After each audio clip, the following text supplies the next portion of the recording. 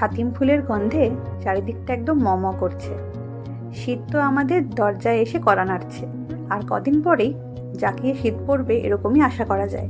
সেই শীতের দুপুরে কি ঘরে বসে থাকা যায়? তাই আমরা বেরিয়ে পড়েছি শীতটাকে উপভোগ করব বলে। আর সাথে আপনাদের নেব না তা কখনো হয়? নমস্কার, আমি অঙ্কিতা। আপনাদের সকলকে নিয়ে আজকে শীতের দুপুরে বেরিয়ে পড়েছি, একটু চলুন ঘুরে আসি।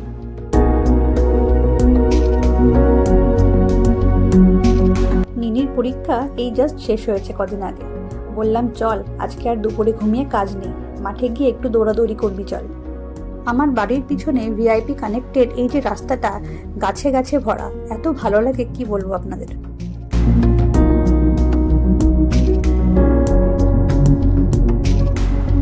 বেশ খানিকটা সময় এখানে কাটানোর পর সবাই মিলে চললাম পাটুলির উদ্দেশ্যে। যাব পাটুলির নার্সারিতে, বেশ কিছু সিজন ফ্লাওয়ার নেব বাড়ির জন্য। আর নিনিও কদিন ধরে বলছে আমার গার্ডেনিং করতে ইচ্ছা করছে, অন্তি আমি গাছ কিনবো। বললাম চল তাহলে, আজকে তোর পছন্দের গাছই কেনা হবে।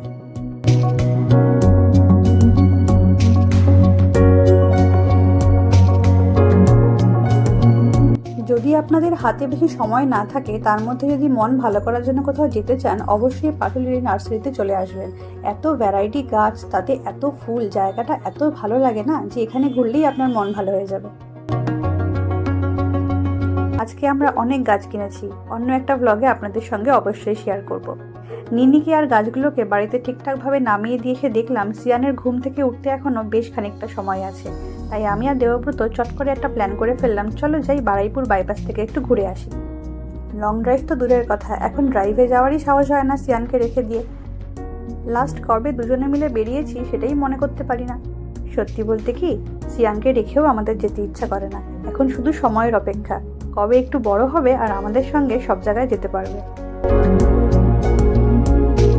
যেতে যেতে হঠাৎ খেয়াল করলাম আকাশের কি মহিমা। সূর্য অস্ত যাচ্ছে আর একটা অদ্ভুত রঙের ছটা পুরো আকাশটাকে একেবারে ঘিরে রেখেছে।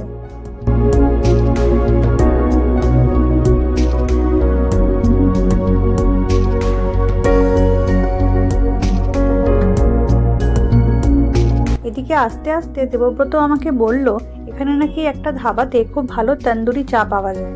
তো আমি এটা কোনোদিন খাইনি, আজকে ও আমাকে খাওয়াবে। অনেকটা খোঁজাখুঁজির পরে ফাইনালি আমরা চলে এসেছি তন্দুরি চা খেতে। বিশেষ কিছুই নয়, মাটির ভাতটাকে আরও ভালো করে পুড়িয়ে নিয়ে সেটার মধ্যে চা দিয়ে দিচ্ছে। তো দুধ চা বলে আমি ভেবেছিলাম যে খাবো না বা কিরম।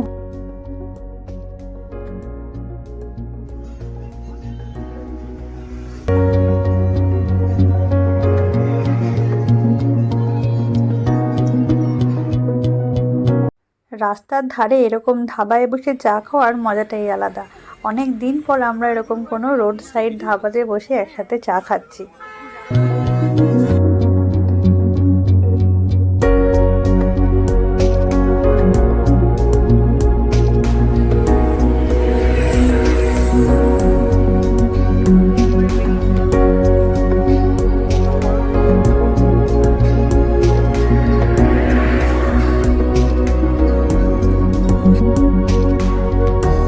চা খেয়ে আমরা এখন বেরিয়ে পড়েছি বাড়ির পথে। এদিকে মা ফোন করেছিল, বলল সিয়ান উঠে গেছে।